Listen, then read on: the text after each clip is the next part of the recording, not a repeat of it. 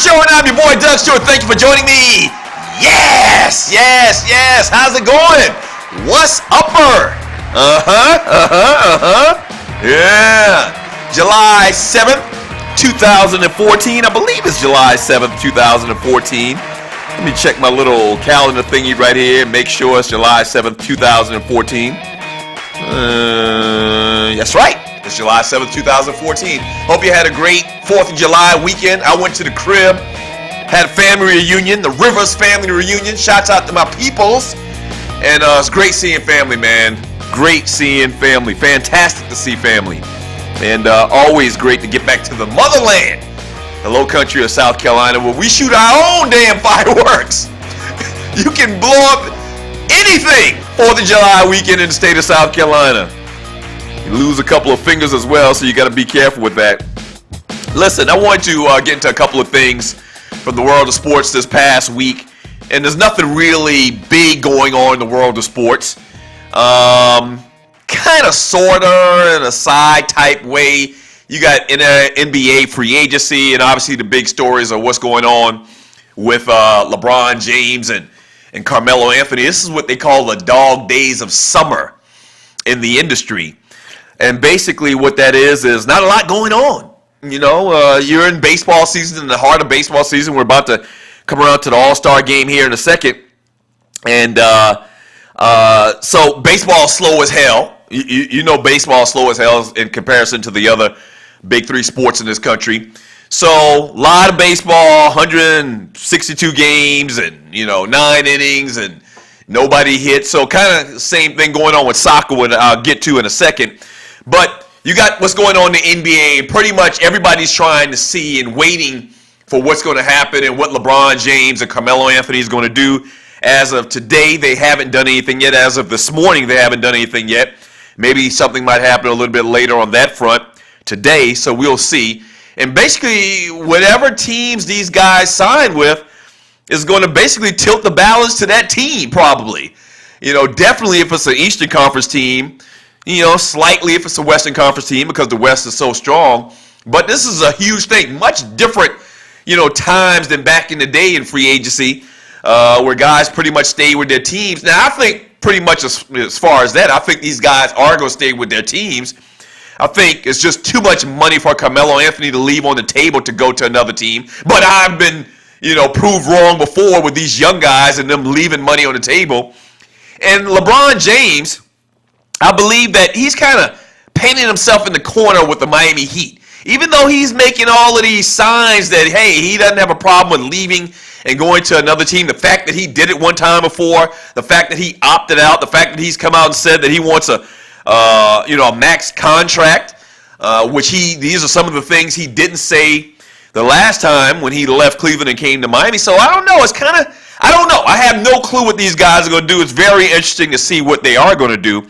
But I'm going to guess, and most people are saying the same thing, I'm going to guess that these guys re-sign with their teams. Once again, Carmelo in New York is great town for basketball, even though they haven't won a championship in forever.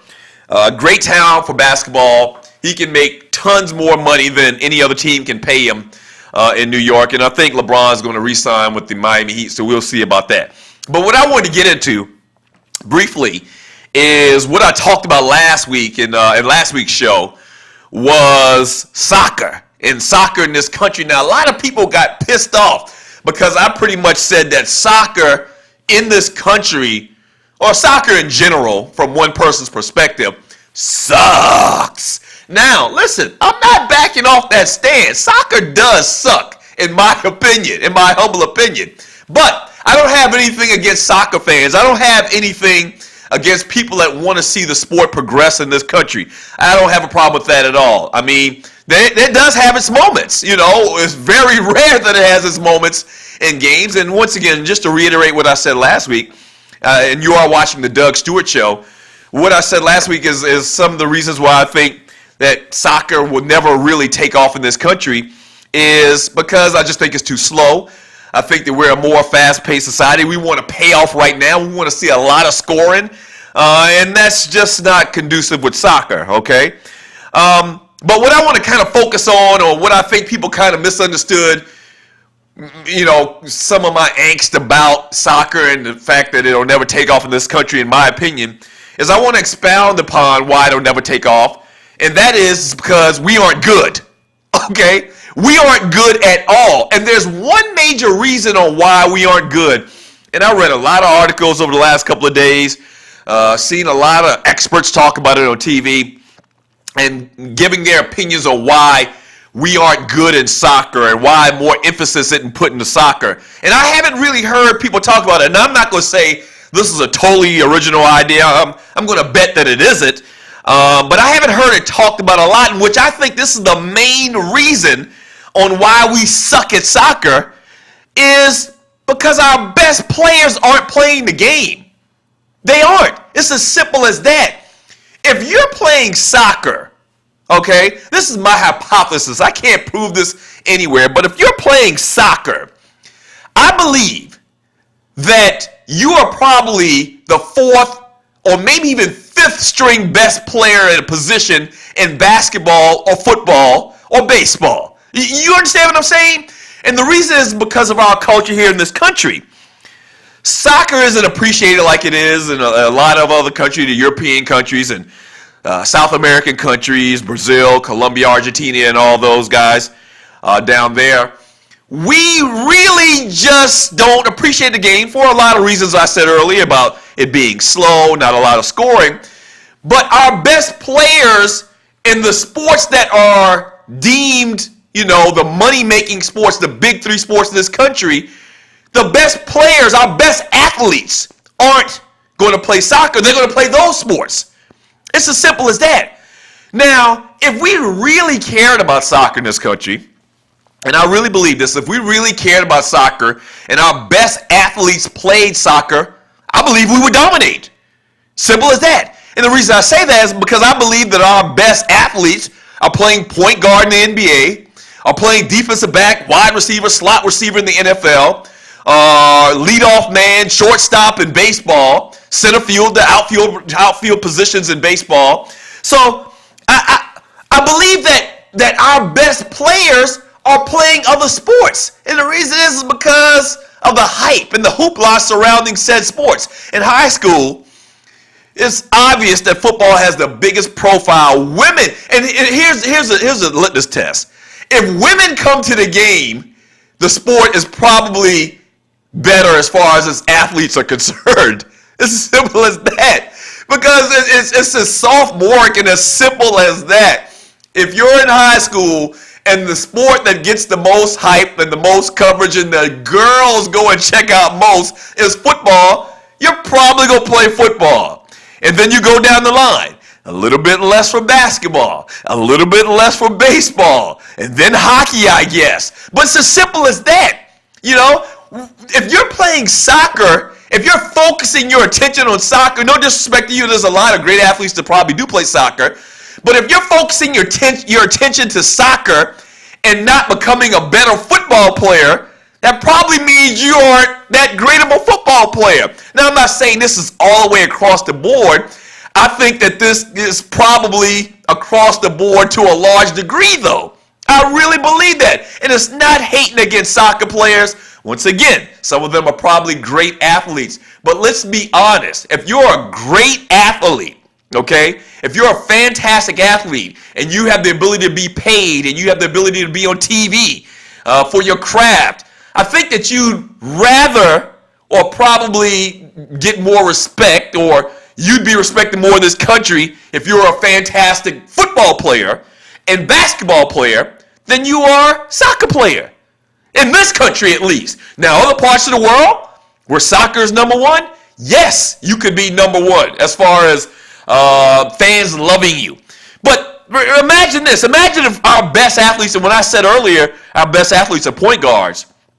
Imagine if these guys started off playing soccer and there was a big demand for soccer and soccer guys made the most money in this country and soccer guys were on TV and had commercials and this, that, and the other. What if these guys played soccer at the age of 7 and continued to play the sport throughout their life? Chris Paul, Ty Lawson, Brandon Jennings, Jameer Nelson, Mike Conley, Kemba Walker, Jeff Teague, John Wall, Derrick Rose, Westbrook from Oklahoma City. And what if LeBron James played goalie? You get where I'm going with this? But they don't, because they play basketball. And what if you had the starting defensive backs and wide receivers from the NFL also putting time and effort into soccer their entire life, honing their craft on the pitch, as they say, when they were young kids on into adulthood? We would be the best. But because our culture is not what it is in other places, there's less precedence on focusing on soccer, on football as they call it. It's as simple as that. And it's kind of like the same thing in boxing as well. Back in the day, some of our best athletes were boxers, okay? Not so much now. Our best athletes that would have been great boxers are linebackers in football right now.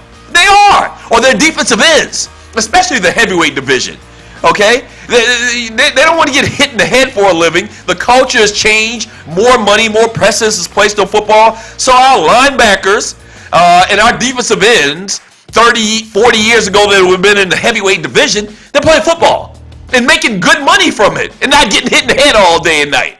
I'm serious. So that's why it is. We will never be great in soccer until our best athletes take it serious. And I don't see nowhere in the near future where our best athletes are going to take soccer seriously. That's word. That's just real. That's just real. No, good luck to all of our soccer players in this country, our young, up and coming. It might change. It might change, but it's going to take a long, long time. I doubt it very seriously. All right, there it is, the Doug Stewart Show.